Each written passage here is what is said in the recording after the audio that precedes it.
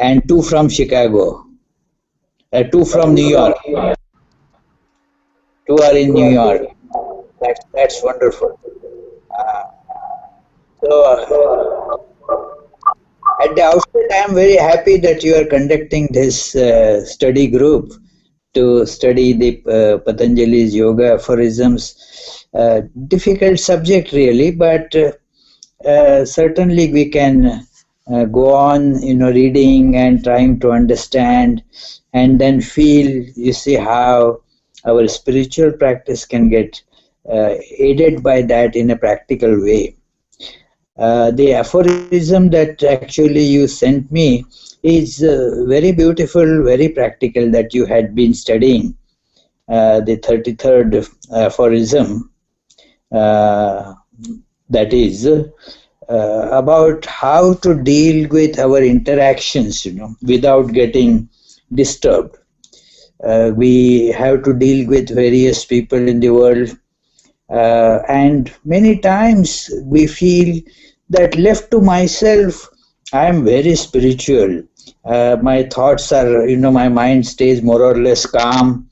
But when I get to interact with people, then some are pleasant, some are not pleasant.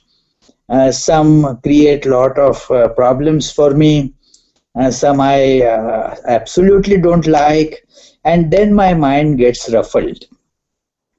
And we tend to put blame on the other people or the circumstances, that, well, because the government is doing like this, my mind is, you see, all scattered. So we put the blame on the government or some other people, that they are causing so much of problems in the world. These evil people, they are destroying the peace of the world.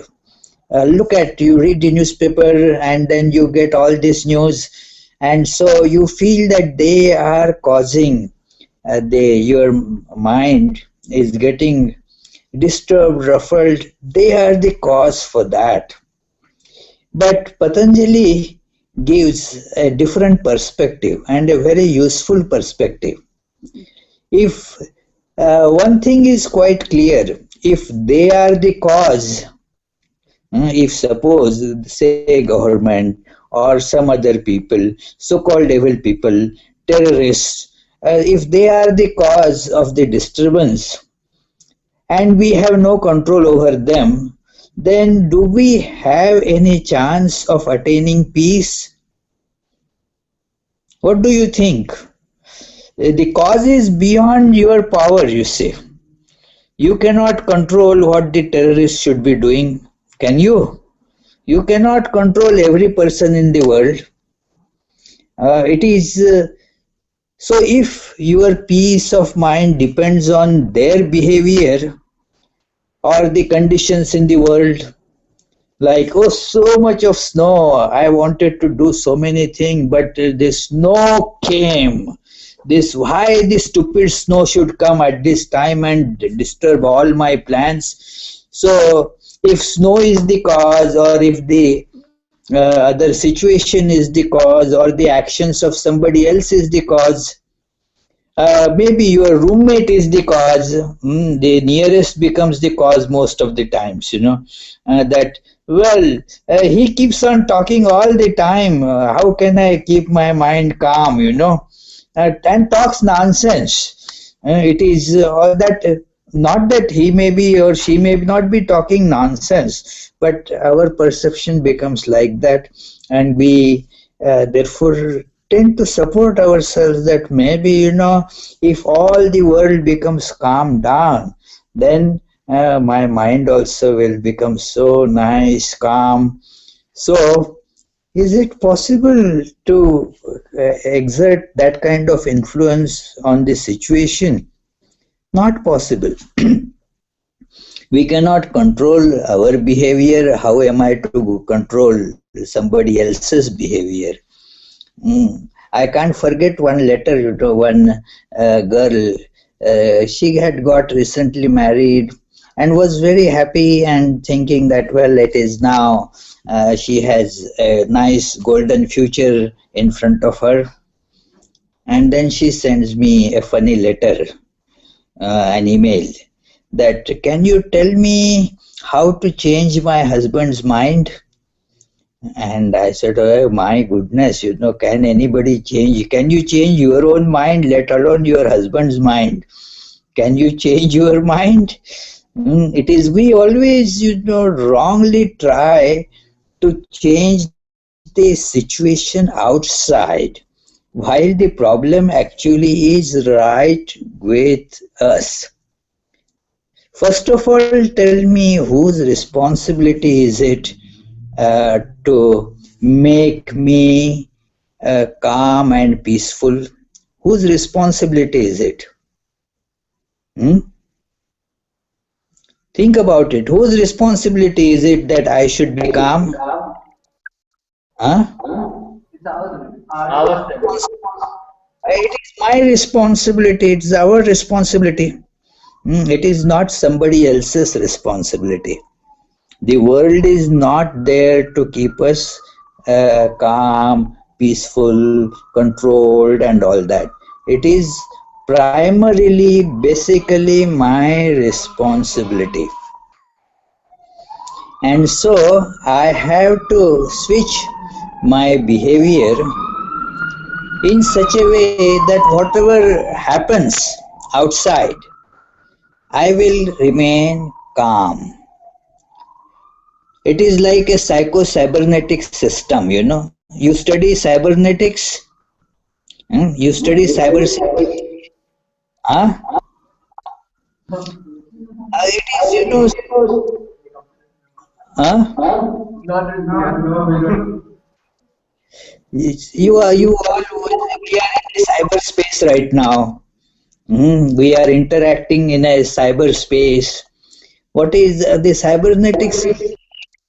Where according to the information you change the system, the information changes the system in such a way that the final output remains what you want. Like the thermal systems that you have, temperature adjustment systems.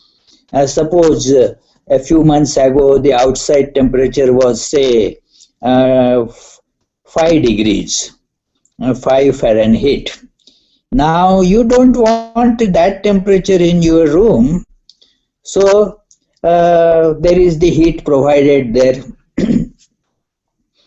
And then you want the temperature, say, around 65 all the time. Say the optimum temperature would be 65 for our energetic and peaceful life here. So if the temperature outside goes much below that, then the heat starts. When the temperature outside becomes very hot, say in summer times it may go beyond 100, then the cooling system starts. So whatever may be the condition outside, the temperature in your room will remain 65. So that is, you cannot change the temperatures in the whole universe. You cannot say that, well, let us make such arrangement that there will be no cold at all, no heat at all, always the temperature will remain same. That you cannot do. But you can control the environment in your room by putting such systems. So our mind also, we should put a system where whatever the external impact may be, when we interact with other people, there will be an impact. Now, whatever may be the impact, our mind should respond in such a way that it will remain peaceful. Do you see? And then what will be the result? You can see the result will be that whatever circumstances you are in, whatever people you are interacting with, there may be so many somewhat, irritating persons or there may be some people who want deliberately to disturb your calm. In spite of all that, you will interact with them and yet maintain your calm. So that is the beauty of this particular aphorism that you have studied. Maitri, Karuna, Mudita, Upekshanam. That is the aphorism, is it not? That how many of you have the book with you? All of us. Huh? All of us have the book. All of you have the book. So please read the translation.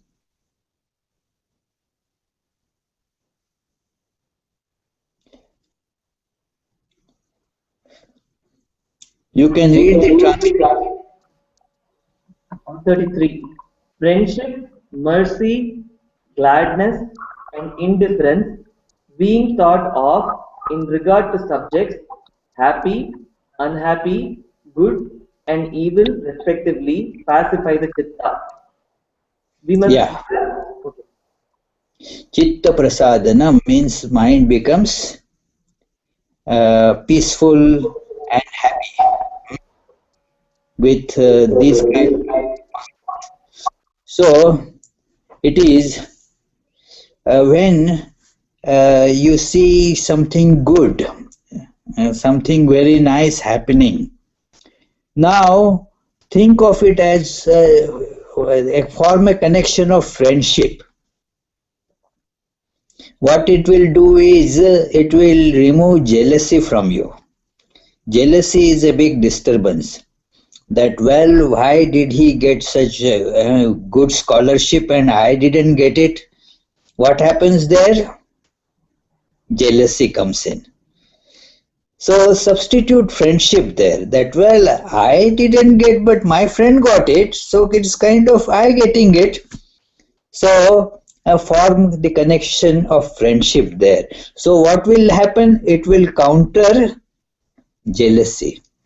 Jealousy is terrible thing, you know.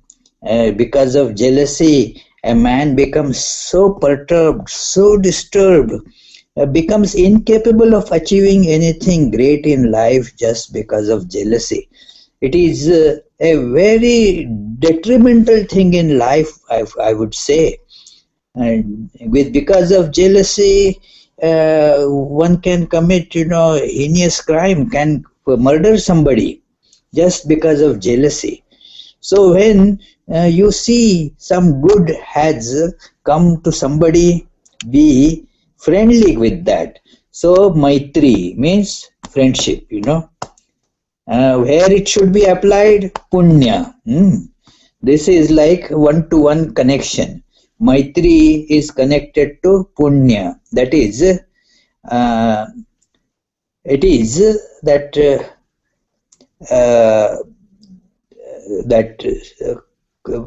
then Karuna. That it is Karuna is Sukha. Sorry, Maitri gets connected to Sukha. Sukha, Dukkha, Punya, Apunya. Maitri gets connected to Sukha. That, well, your friend got happy, so let us rejoice together. Let us have a party time. My friend got scholarship. Instead of being jealous and grinding your teeth, so it is the right approach would be to keep your mind calm. By grinding teeth, you are not going to get it anyway. That is the simple thing. Not only that, you will just dash all your hopes of doing something good in life. So therefore, friendship, feel that connection of friendship, that yes, then if you find somebody suffering, if there is, you see suffering somewhere, then that suffering of somebody will cause different reactions in you, and the mind will get ruffled. Sometimes it may be, oh, it serves that person well, because that person is suffering. Don't think like that, or do not think that, oh, what have I got to do. Don't think like that. Their compassion should come up, karuna, compassion. Wherever you see suffering, if we invoke the awareness of karuna there, the compassion, then our mind becomes calm. It remains calm. Otherwise, we will just be getting disturbed. Oh, look at this all suffering. And what do? Nothing. Just getting more disturbed doesn't do anything good. It is you add to the suffering further. So, when there is suffering, feel compassion. Whenever you see somebody is suffering, then let us feel compassion. Oh my goodness, so many people got affected because of the devastation caused by the earthquake in Nepal, and so feeling compassion that somebody got sick because of this. Oh, my roommate is not doing well, is sick and suffering. So feel compassion, you see. That compassion will bring calmness to mind. Then, third thing is that punya. Somebody is doing some good work. Somebody is doing very good work. Now, whosoever that person may be, this is very important. This is subtle point. It may not strike us very quickly that if somebody is doing good work, naturally our mind will say very good, very good. No, not always. We don't become happy when something really good happens, but is being done by somebody who is not my friend or is my enemy. If my enemy is doing something good, then I refuse to acknowledge it as good. I get angry. Why? And we associate many wrong motives also there. But the right thing to keep our mind calm is that, well, some good thing is being done, very good. Be happy about it, that they are doing something good. I am not doing, but that person is doing very good. To give you an example, that it doesn't come often. One of our devotees, now that person is a very good person, but very politically oriented. So even if the other party, that person is Democrat, so Republicans, the basic belief is that Republicans cannot do anything good at all. And so if somebody points out, look, this is a nice thing that is being done, the feeling, is the conscience cannot really say that it is bad. But then, since my party is not doing it, you feel that kind of disturbance in the mind. And so, one should learn to appreciate that good thing. Be happy, wow, these people have done such nice thing here. And so, what will be the effect? You can see your mind will stay calm. It will not try to find some drawbacks. They tell this nice story of one lady who used to cook, good things. But even if she cooks nicely, the husband would never appreciate, would always find some fault here, there. And so once it is said that she prepared everything with meticulous care, and so that the husband will not be able to find any fault. And as the husband was eating, He was not saying a word. Then she asked, so how today, how the cooking is today? And the husband said, oh, had there been even a little salt extra, all would have been spoiled. So nothing is actually spoiled. But if there had been more salt, it would have, even a little more salt, it would have spoiled everything. So this person can never be, peaceful. Always looking for faults here, there, instead of appreciating good. This tendency will remove the peace of our mind. And do not say that. Therefore, appreciate good. If something is good happening, be happy about it. Whosoever is doing it, I mean, not that even if our enemy is doing something good, uh, then also we should say very good, fine, very nice thing is being done, instead of trying to pick holes in that. It is that famous well-known saying of Holy Mother Sri Sarada Devi, uh, is it is considered her last message, last advice, that if you want peace, hmm, do we not want? Is there anybody amongst you who says, no, no, I don't want peace? Everybody wants peace. Huh? Yeah. Yes, sir. Oh, well, who says that he doesn't want peace? Is anybody there? No. Oh, okay, good, thank you. So, it is human nature, everybody seeks peace after all. So, what should be done? There is that if you want to have good health, well, if you do this, then you will get good, you will be in good health. Take proper diet and take proper exercise, and that is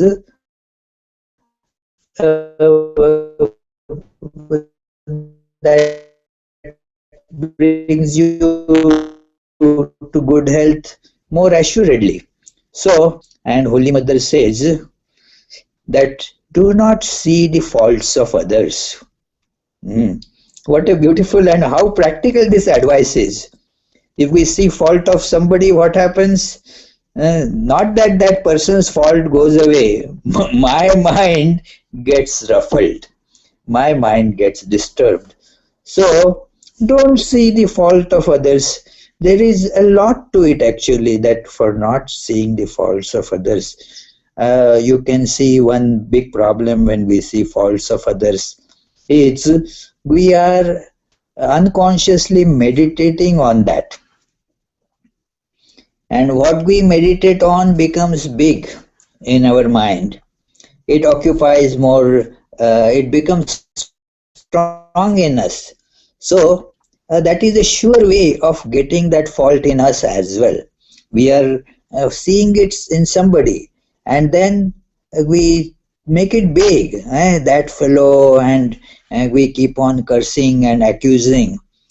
What happens there? We unconsciously are meditating on that fault. And not only that disturbs our mind, but another effect is slowly we get that fault in us as well. Like if you meditate on something, some good, great quality, we will get that great quality. If we meditate on the fault, you can see, no brainer.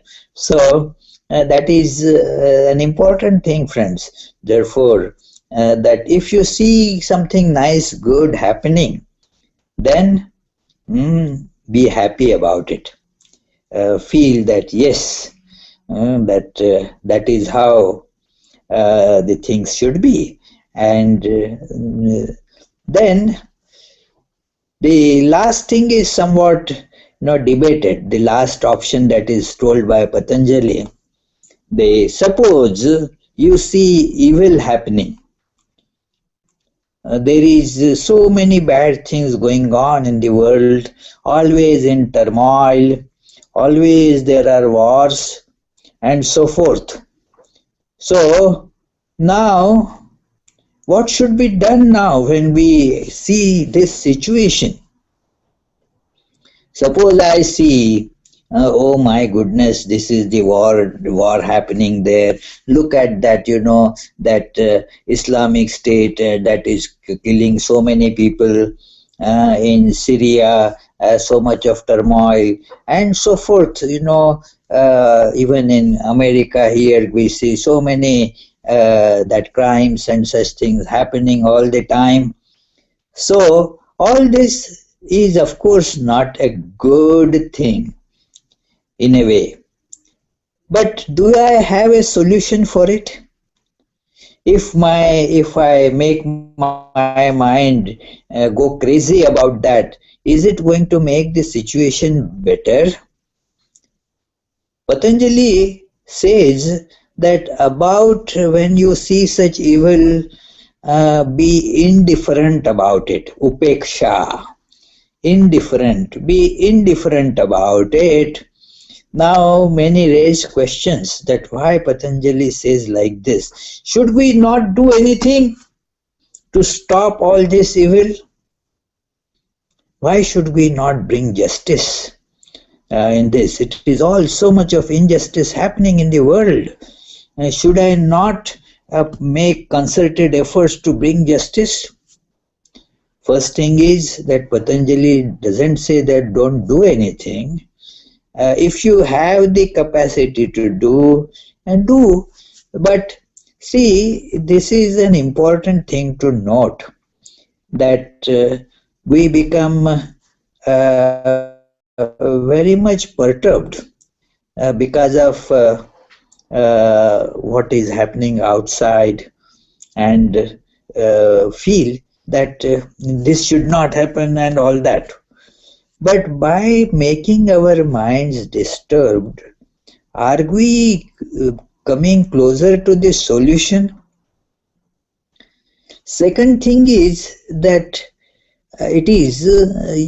are we the managers of the whole universe?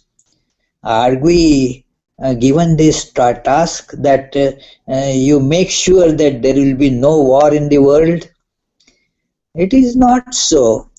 This is something that is built in the constitution of the world. It is like if you see a dog barks. Now do you get disturbed? My goodness, why this dog is barking? Well, dog means has to bark, you see, otherwise will not be called a dog. It is a dog has to bark. So the world has to be like this. This is in the, and if we look more deeply, we will understand it also, that how all these things are interdependent. There are so many, we try to fix one thing, and then you will see because you fix this thing, something else went horribly wrong. So these are all very intricately interbalanced. Like we say, yes, war is bad, it is a lot of violence, brings sufferings to many. But while it is certainly true, there is the other fact that cannot be denied, that lot of scientific and technological progress that we are seeing is mainly caused, mainly because of the war.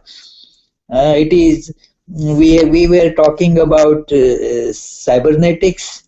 The science of or the technology of cybernetics was developed mainly for the guided missiles and so forth, you see. So for the basically the war effort, lot of this is just an example that I am giving, that are we able to decide that what is good and what is bad for everybody in the world? Something could be good for me doesn't mean that it will be good for everybody, and therefore think more calmly, and do not main thing is when you cannot make any betterment, when you cannot do anything to change it for the better, uh, be indifferent to it. And know that there are things which are beyond your power. There is God to take care of it. Hmm. There is God to take care of it. It is an automatic corollary of the belief in God, that if we have faith in God, then we know that everything happens with the wish of God, and therefore we need not become perturbed by this. If we can do something, very good. Otherwise, let me give you an example, an incident. It is about 1982 or so, when I used to be in our training center in Belur Math, our headquarters in India, Belur Math. So there we all used to go for a bath in Ganges. It is right on the bank of Ganges. So all of us used to go, many, and not all, some Sikh and others wouldn't go, but otherwise almost all would go to take a dip in Ganges. And that was also the time when there was a lot of violence was going on in the city of Kolkata, and people, lot of murders would happen, and the body would be just hurled in the Ganges, the corpse.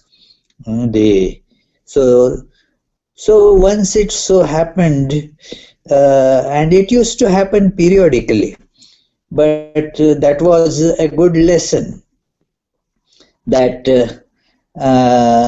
when we went to take a dip in the Ganges, there was one corpse rotting, swollen, that was on the step of the that bathing ghat.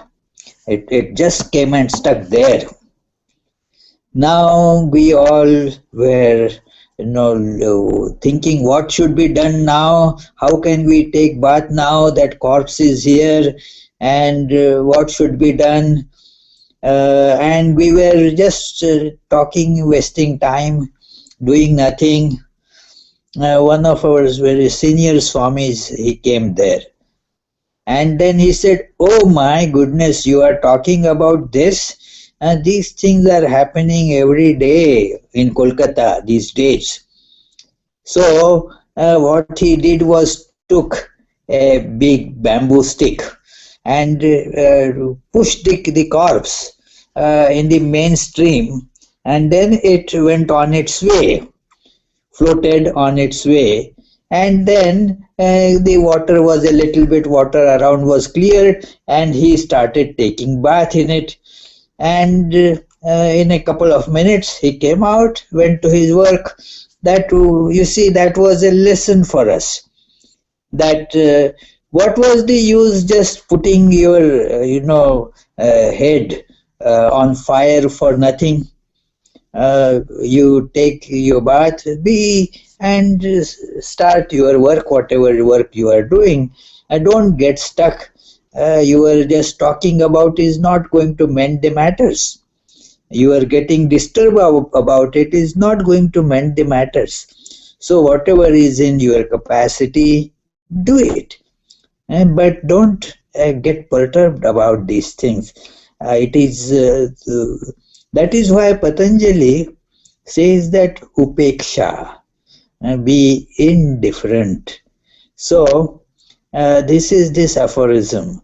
Do you have some comments, questions, some ideas, some parallels that you would like to discuss?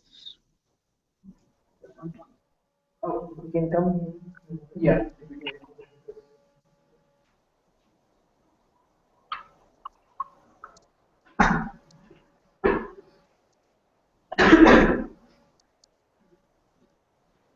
So, Swami, I have a question. So you said be Yes, yes, indifferent. please. Be indifferent when something bad is happening. But if we do not spend enough thought on this, how do we know whether we can change this, or maybe uh, I for example, if I'm responsible for say doing something and I'm not doing it, I can falsely be indifferent to it without things like that. Yes, Yes, that that's. is that. I I understand your understand question. your question. It is It true is true that you that are you are responsible. responsible. That is not It what is not Patanjali. perfect. If you are responsible for something, then you have to act. But you have to act doesn't mean that you get disturbed and ruffled. You should act calmly. If something is your responsibility, say tending somebody who is sick, attending various other things, and if you see somebody there that is suffering and is not right, then just yeah, whatever you are responsible for, do it. Like the parents would do when they see that the children are doing something wrong. Then they won't be indifferent. They shouldn't be indifferent because it is their responsibility to give the right instructions to their children and see how the children will learn the lesson. So, there the indifference is not being told, but something that is completely beyond your power to do anything about it. Why North Korea is doing like this. It is like one of our friends nicely puts it, that I can solve all the problems in the world. No problem. That is very easy. In a second, I can solve the problem between North Korea and America. But mm, how to keep my wife calm, that is a very difficult problem. I can't do that. About North Korea problem I can solve very quickly, but this problem at home I am not able to tackle. So it is the indifference is not mentioned there. Indifference is where you cannot anyway do anything to tackle it, except your mind will get terribly upset and you will spread that disease all around too. This disturbed mind is also an infectious disease. If I am disturbed, I throw that disturbance all around me.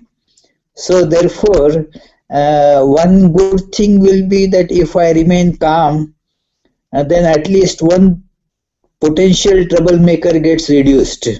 So that's a good thing. So indifference is certainly not. You are very correct. If something is a part of your responsibility, then you must do it. It is like many have the habit of decrying the government. It doesn't serve much purpose. When they have a chance to participate in selecting the government, they shy away from it. They won't go to vote.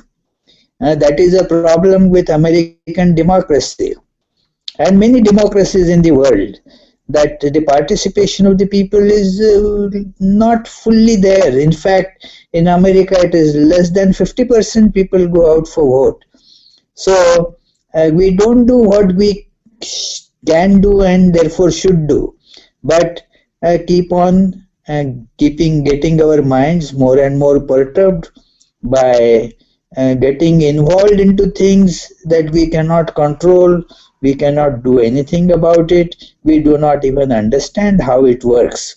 So it is important that we demarcate this. You are very right that what we are responsible for, what we can do, we should not be indifferent about it. Does it? Does it? Does this question? My answer was okay. Just another question. I didn't get your question or It on you said that we have to practice these 4 ways in order to deal with these 4 types of situations. But how do we reach that state? So, what do we do in order to this become? is well, this is how we have to practice. That this is actually something very practical. That it is like when you are interacting with people around you. Remember this. When you are, say, watching a TV, remember this. Say you are seeing a news, and then you see something very good happening, be happy about it. When you see somebody is getting some special honor or some benefit, feel that it is your friend that is getting it. So it is a matter of, day to day practice that when you interact with somebody, instead of criticizing somebody who is not present there, mm, do just say something good, something that connects. If that person is, say, having a problem, and everybody has some or the other, then be compassionate and try to help, instead of running away or saying that, well, you man, I don't want to, and not like that. It is that will keep our mind in a calm state, and we get this opportunity of practicing this all the time, especially in a university circle where you are all there. You are interacting with many people all the time, and so you have the practical opportunity to implement this principle, that I will, when I see somebody getting some happiness and getting some benefits, I will feel friendship with that person. I will not feel jealousy. Now, not that it will come automatically very quickly, but we should start taking baby steps. I mean, it is maybe it is a long way. We have to keep, say, climb a very high mountain, say Everest. Let's begin at the beginning. So, and then we will see advancing. So this is, it is, it is very simple to say, and that is what people think about spiritual practice. That, well, let me meditate for 1 hour and so forth. That is very good, but more important thing is that to implement this at every moment of our life, whenever there is an opportunity. Meditation is, of course, a good thing, but more importantly, the implementing these things in our behavior, that is going to bring peace in our mind. If not, if not, even while meditating, all the unwanted thoughts, they keep on dancing in the mind, and therefore, after getting up from, say, half an hour of meditation, we become angry with our friend or somebody. We start screaming at others. So then that meditation hasn't been of much use.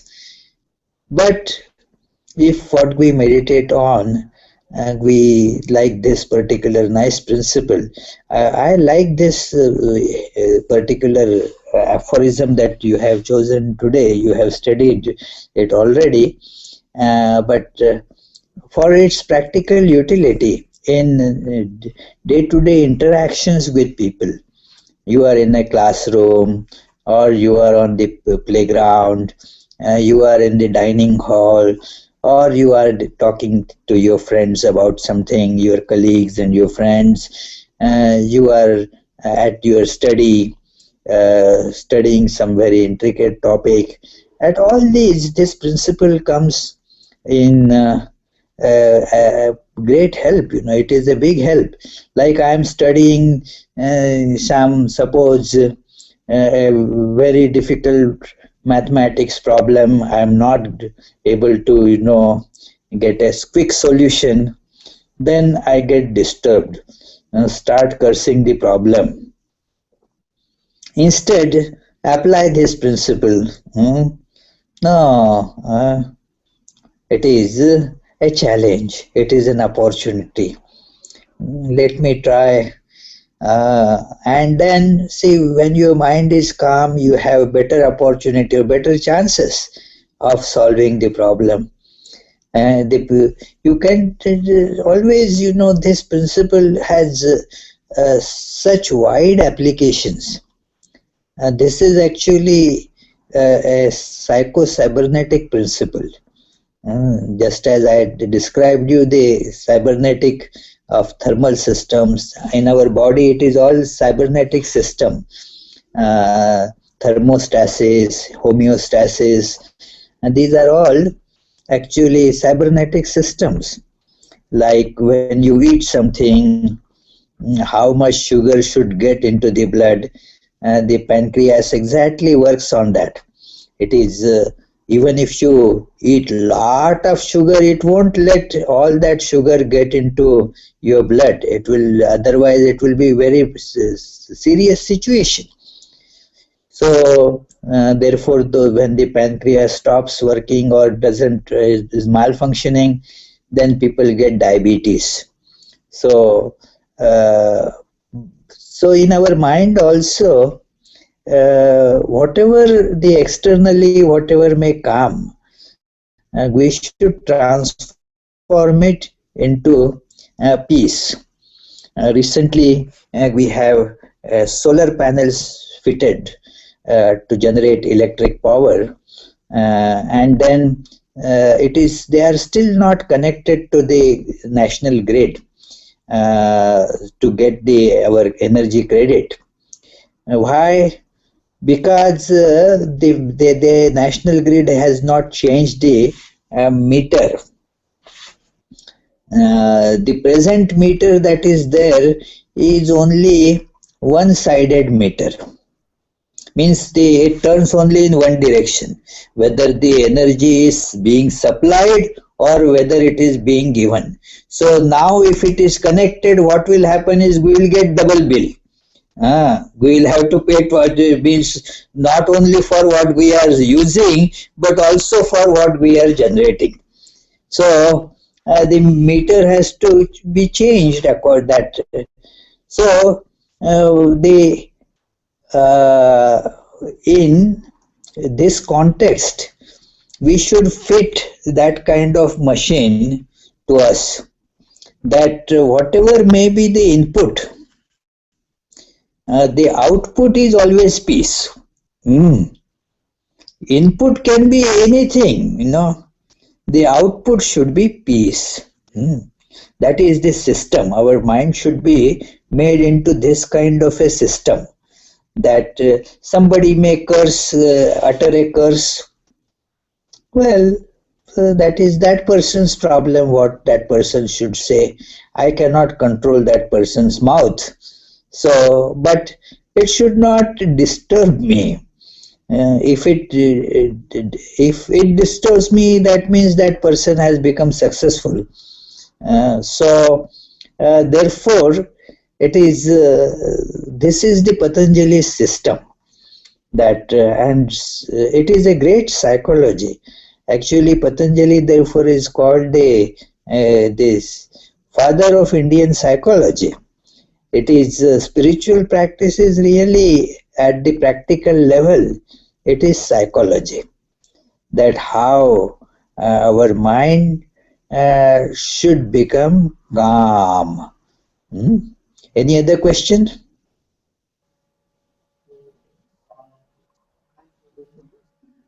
Swamiji, I have one question. So Yes. over the course of reading Raj Yoga, we see that one can attain to certain siddhis or accomplishments. And then, for example, reading somebody else's mind or having the control over certain things in life. Should a person who is on the path of Raj Yoga, should he aspire consciously for these siddhis, or is it not necessary that one may have to acquire these siddhis to reach the ultimate conscious state? Actually, the question is very important, very nice question. Those things are called siddhis, that clairvoyance or clairavision or the power to, become invisible and so forth.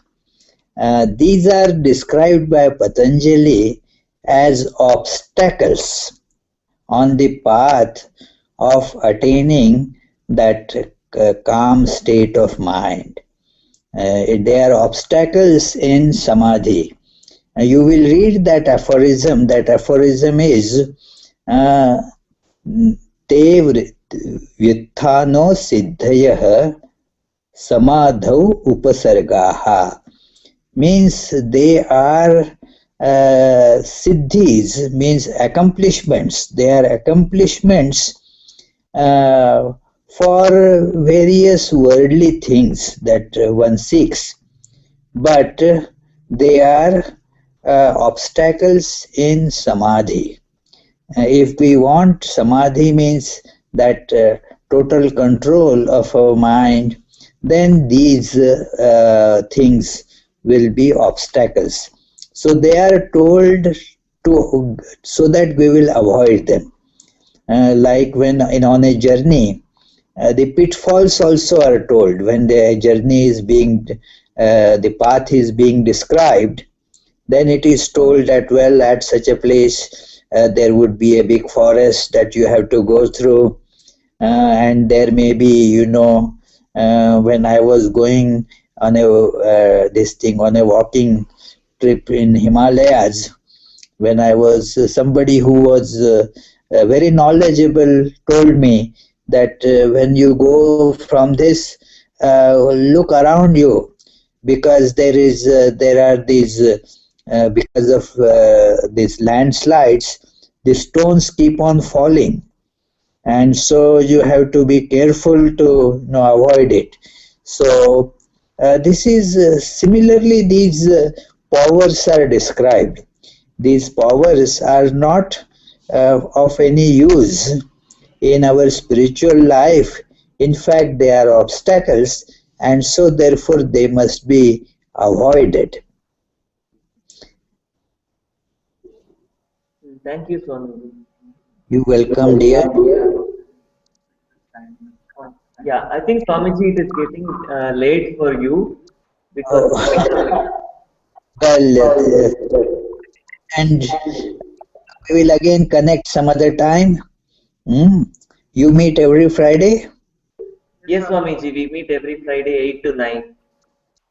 Okay, so you are ready, and let me know if you want me to join you next Friday or you are doing something else. Please let me know a day or two in advance, and then I'll be very happy to join with you and have a chat with you. And if you have some other questions that you want elaboration on, Advait has my email. Feel free to send me the question by email, and then we can take it up for discussion, because many times the questions come later. When the discussion is happening, one cannot really formulate it correctly sometimes.